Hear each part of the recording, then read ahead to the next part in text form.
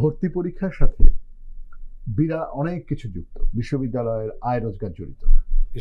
বিশ্ববিদ্যালয়ের আয় রোজগার, বিশ্ববিদ্যালয়ে ভর্তি পরীক্ষার সাথে যুক্ত যে শিক্ষকরা, কর্মকর্তা কর্মচারীরা, মূলত শিক্ষকরা, কর্মকর্তা কর্মচারীরা কম, তাদের আয় রোজগার এগুলোর সাথে জড়িত। এটা কি একটা রিজন যে বড় বিশ্ববিদ্যালয়গুলো এটার সাথে যুক্ত হতে চায় না? তারা যখন গুচ্ছ প্রক্রিয়ার মধ্যে যুক্ত হয়ে যাবে, তখন তাদের বছরে যে এরকম একটা মোটা অঙ্কের আয় রোজগারের সুযোগ, সেটা তাদের হাতছাড়া হয়ে যাবে। সেটা কি? প্রফেসর সাইদ, শিক্ষা সংক্রান্ত আরেকটা জটিলতা তৈরি হয়েছে। সেটি হলো 24 বিশ্ববিদ্যালয়ে গুচ্ছ ভর্তি পরীক্ষা এবং একটা বহাল রাখার নির্দেশ দেওয়া আছে, কিন্তু কোনো কোনো বিশ্ববিদ্যালয় নিতে চাচ্ছে না। এই গুচ্ছ পরীক্ষার সুবিধা অসুবিধা আমরা দেখেছি। সবচেয়ে সুবিধা সেটা পায় ছাত্রছাত্রীরা এবং গার্জিয়ানরা। সারা দেশব্যাপী তাদের দৌড়াতে হয় না। নিঃসন্দেহে একটা ভালো উদ্যোগ এবং একটা বিরোধিতা করেছে এমন আমরা কোনো গার্জিয়ান বা শিক্ষার্থীদের মুখে শুনিনি। বরঞ্চ সবাই একটা স্বস্তি নিঃশ্বাস ফেলেছিল। কিন্তু মাঝখান থেকে কিছু কিছু বিশ্ববিদ্যালয় থেকে বেরিয়ে যেতে চাচ্ছে, আবার সরকারকে নির্দেশ দিতে হচ্ছে। গার্জিয়ানদের দিক থেকে বা শিক্ষার্থীদের দিক থেকে বড় কোনো নালিশ শোনেন নাই, কিন্তু এটাও দেখবেন যে বড় বিশ্ববিদ্যালয়গুলো এই গুচ্ছ প্রক্রিয়ার মধ্যে ঢোকে নাই। আগে থেকে একটা বিবাদ রয়ে গেছে। সুতরাং সরকার যখন থেকে এই গুচ্ছ পরীক্ষা, আমি মনে করি যে এটা একটা শুভ চিন্তাই ছিল, ভালো চিন্তাই ছিল। আসলেই তো এটা কেমন কথা যে ধরেন 10টা জায়গায় পরীক্ষা দেওয়ার জন্য ছুটবে, হ্যাঁ, সারা রাত জার্নি করে একখানে পরীক্ষা দিয়ে সারা রাত জার্নি করে সে আরেকখানে কোনো রকম এসে দাঁড়াবে, তার ফ্রেশ হওয়ার জায়গা নাই, টয়লেট করার জায়গা নাই, কোনো রকমের দৌড়তে দৌড়তে পরীক্ষা দেবে। এটা অমানবিক। বড় ইউনিভার্সিটিগুলো, হ্যাঁ, বিশেষ করে 73-এর অ্যাক্টের সাথে যুক্ত যে বড় পাবলিক বিশ্ববিদ্যালয়গুলো, তারা কিন্তু এখান থেকে প্রথমেই সরে গেল। তারা কেউ এটার মধ্যে অংশ নিল না। এবং ওইভাবে বলতে গেলে 2-1টা বিজ্ঞান ও প্রযুক্তি বিশ্ববিদ্যালয় শুরুতে বোধহয় এগিয়ে আসলো, তারপরে অন্যরা যুক্ত হলো। এখন এইখানে কতগুলো ব্যাপার আছে, যদি আমি খুব রূঢ় শোনাবে, ভর্তি পরীক্ষার সাথে অনেক কিছু যুক্ত। বিশ্ববিদ্যালয়ের আয় রোজগার জড়িত। বিশ্ববিদ্যালয়ের আয় রোজগার, বিশ্ববিদ্যালয়ে ভর্তি পরীক্ষার সাথে যুক্ত যে শিক্ষকরা, কর্মকর্তা কর্মচারীরা, মূলত শিক্ষকরা, কর্মকর্তা কর্মচারীরা কম, তাদের আয় রোজগার এগুলোর সাথে জড়িত। এটা কি একটা রিজন যে বড় বিশ্ববিদ্যালয়গুলো এটার সাথে যুক্ত হতে চায় না?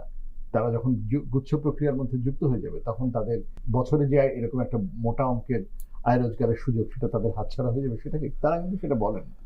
তারা বলেন পরীক্ষা পদ্ধতির স্বচ্ছতা, তারা বলেন বেটার স্টুডেন্ট পাবো, ইত্যাদি ইত্যাদি। হয়তো সেটাও ঠিক, আমি কোনোটাকেই ক্যান্সেল আউট করতে চাই না। তাদের কথার মধ্যে যে যুক্তি নাই, যে যেমন জাহাঙ্গীরনগরে একসময় ইউনিট ভিত্তিক পরীক্ষার আগে ছিল, আমরা যখন ছাত্র ছিলাম, ইউনিট ভিত্তিক পরীক্ষার আগে ছিল বিষয় ভিত্তিক পরীক্ষা।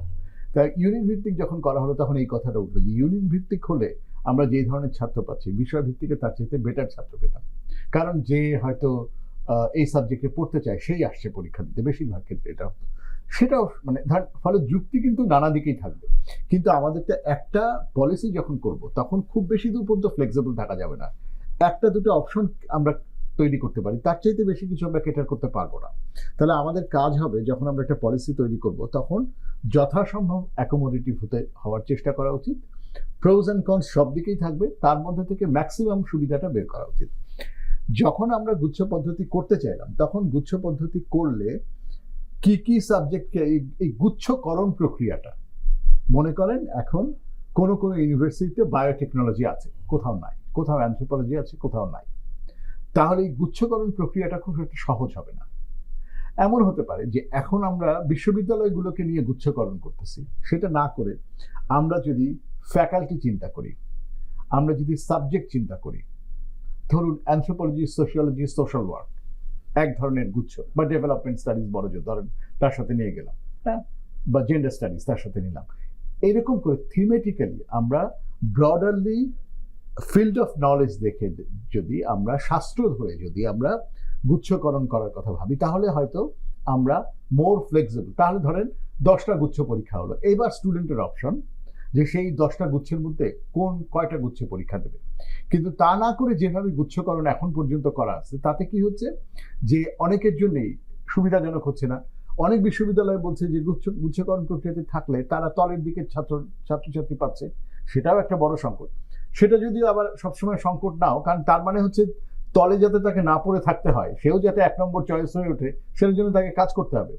তো নানা দিক আছে, কিন্তু আমার মনে হয় যে একটা ইউজিসির এখানে একটা বড় ভূমিকা আছে। শিক্ষা মন্ত্রণালয় ইউজিসির সাথে পাবলিক বিশ্ববিদ্যালয়গুলোর নীতি নির্ধারকদের, উপাচার্য প্রো উপাচার্যদের বৈঠক হওয়া উচিত, ওয়ার্কশপ হওয়া উচিত। এগুলো বৈঠক শুধু না, এগুলো টপ ডাউন ডিসিশন দিলে হবে না, ওপর থেকে সিদ্ধান্ত চাপিয়ে দিলে হবে না।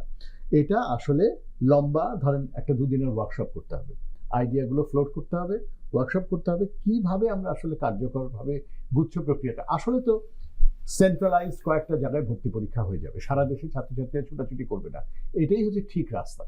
হ্যাঁ, আসলে যদি আমরা এসএসসি এবং এইচএসসি কে স্ট্যান্ডার্ডাইজ করতে পারতাম তাহলে তো আমাদের ভর্তি পরীক্ষাই লাগতো না, তাহলে তো ওইটার রেজাল্ট দিয়ে হ্যাঁ একটা আপনি ওই মেডিকেলে যেরকম হয় ওরকম ভাবে আপনি একটা ইয়ে করে ক্রাইটেরিয়া সেট করে ভর্তি করে ফেলতে পারতেন।